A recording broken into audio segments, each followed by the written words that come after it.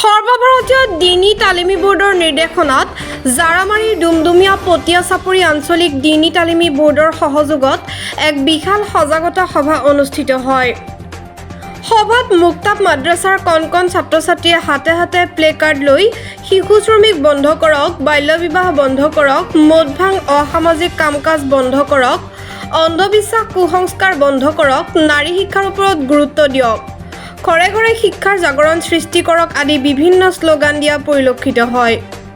মুকলি সভাত উপস্থিত থাকে ডুমডুমীয়া আৰক্ষী চকীৰ ভাৰপ্ৰাপ্ত বিষয়া বুধুৰাম দাস, মুফতি আমানুল্লাহ, ডুমডুমীয়াৰ মৰকজ মছজিদৰ ইমাম, জাৰামাৰী চৰদেৱ কান্ত বৰুৱা হাইস্কুলৰ অৱসৰপ্ৰাপ্ত প্ৰধান শিক্ষক ৰছিদ চাহাব, উদীয়মান শিক্ষিত যুৱক মুস্তাক আহমেদ ভূঞা আদি বিভিন্ন মুক্তাব মাদ্ৰাছাৰ শিক্ষক, আলিম সমাজ উপস্থিত থাকে। ভাৰপ্ৰাপ্ত বিষয়া মহোদয়ে নিজৰ ভাষণ প্ৰসংগত কয় যে আমাৰ শিক্ষা লাগিবই, যিকোনো উপায়েৰে শিক্ষা গ্ৰহণ কৰিবলৈ আমি চেষ্টা কৰিব লাগিব। শিক্ষাৰ জৰিয়তে আমি আমাৰ সমস্যাবিলাক সমাধান কৰিব লাগিব। শিক্ষিত যুৱক মুস্তাক আহমেদ ভূঞাই কয়, শিক্ষাৰ জৰিয়তে সমাজ পৰিৱৰ্তন কৰিব লাগিব। শিক্ষাৰ ক্ষেত্ৰত চৰকাৰে গুৰুত্ব দিছে, সেয়া আমি চৰকাৰৰ লগত সহযোগিতা কৰিব লাগে। নাৰী শিক্ষাৰ ওপৰত আমি অধিক গুৰুত্ব দিব লাগিব। মুফতি আমানুল্লাহ চাহাবে কয়, মুক্তাব শিক্ষাৰো আমাৰ প্ৰয়োজনীয়তা আছে। মুক্তাব শিক্ষাৰ ওপৰত অভিভাৱকে অধিক গুৰুত্ব দিব লাগিব, যিহেতু মুক্তাব শিক্ষা ইছলামিক শিক্ষাৰ মূল ভেটি। ডুমডুমীয়াৰ পৰা ইছপাক ভূঞাৰ প্ৰতিবেদন, newslikedigital। মাদ্ৰাছা আমাৰ যিবিলাক দিনী শিক্ষা হয়, যিবিলাক শিক্ষাৰ প্ৰয়োজন আছে, কাৰণ তাত এনেকুৱা কোনো ভেদাভেদ নাই যে আমাৰ দুনিয়াবী যিবিলাক শিক্ষা আছে, জেনেৰেল নলেজ আছে, জেনেৰেল শিক্ষা আছে, সেইবিলাকৰ লগত কোনো ধৰণৰ ভেদাভেদ নাই। দুয়োটা শিক্ষা একেলগে চলে আৰু এই শিক্ষাৰ দ্বাৰাতে আমাৰ যাতে দুনিয়াত যাতে চলিবলগীয়া যিটো শিক্ষা আছে, দুনিয়াবী জেনেৰেল নলেজ, তাত আৰু মানুহৰ আগ্ৰহ বাঢ়ে ল'ৰা ছোৱালীসকল। সেইকাৰণে মই ভাবোঁ যাতে এজন সুস্থ আৰু জ্ঞানী এজন দেশৰ যদি নাগৰিক হ'ব বিচাৰে, লগতে আমাৰ মুছলিম সমাজে যদি দিনী শিক্ষাৰ লগত দিয়ে, বক্তব্যৰ শিক্ষাৰ লগত দিয়ে, তেনেহ'লে অতি ভাল এখন সমাজ গঢ়ি উঠিব বুলি মই ভাবোঁ।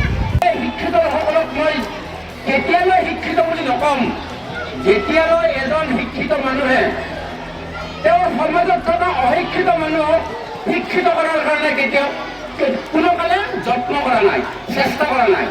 তেওঁ যদি নিজে শিক্ষিত হয়, তেওঁৱে ওপৰলৈ যাব বিচাৰিছে, বাকীখিনিক যদি তলত পেলাই থ'ব বিচাৰিছে, তেনেহ'লে তেওঁ লোৱা শিক্ষাৰ কোনো মূল্য নাই বুলি এই স্বামী বিবেকানন্দই কৈ গৈছিল। আৰু সেইটো সঁচা কথা, কাৰণ মই শিক্ষা লৈ পেলাই মই যদি ওপৰলৈ যোৱাৰ কথা চিন্তা কৰোঁ, বাকী সমাজত যিখিনি অশিক্ষিত মানুহ, সিহঁতক যদি মোৰ জানা, মই যিখিনি জ্ঞান আছে, সেইখিনি জ্ঞান যদি মই তেওঁলোকক দিব নোৱাৰোঁ, তেনেহ'লে মই সেই শিক্ষা লোৱাৰ কোনো মূল্য নাই।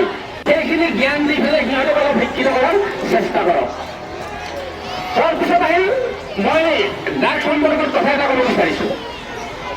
ড্ৰাগছ আমি আইন ৰক্ষক হিচাপে আমি কি কৰিছোঁ, ড্ৰাগছ বিক্ৰেতাবিলাককে আমি ধৰিব পাৰোঁ, খোৱাবিলাকত ধৰাৰ অধিকাৰ আমাৰ নাই। গতিকে যদি ড্ৰাগছ বিক্ৰেতা বহুতে আমাক কিছুমান অভিযোগ দিয়ে যে ইয়াতে ড্ৰাগছ বিক্ৰী কৰি আছে, আপুনি ধৰা নাই, ইয়াতে ড্ৰাগছ খাই আছে, আপোনালোকে ধৰা নাই।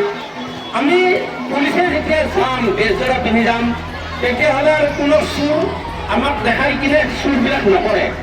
গতিকে মই ইয়াত যিখিনি আমাৰ ভিডিপি, গাঁওবুঢ়া, যিখিনি সমাজৰ গণ্যমান্য ব্যক্তি, তেখেতসকলৰ ওচৰত যি তেওঁলোকক যাতে আগুৱাই যাওক বা তেওঁলোকক জনাৰ এটা শিক্ষা প্ৰদান কৰে, তাৰ বাবে মই আটাইলৈ অনুৰোধ জনাইছোঁ। আগত মই পুনৰবাৰ ইয়াত উপস্থিত থকা বিভিন্ন মাদ্ৰাছাৰ পৰা অহা শিক্ষকসকল, উপস্থিত থকা বিভিন্ন বিশিষ্ট ব্যক্তিসকল আৰু এই ছাত্ৰ ছাত্ৰীসকলক পুনৰবাৰ ধন্যবাদ জনাই মই মোৰ বক্তব্য সামৰণি মাৰিছোঁ। ধন্যবাদ।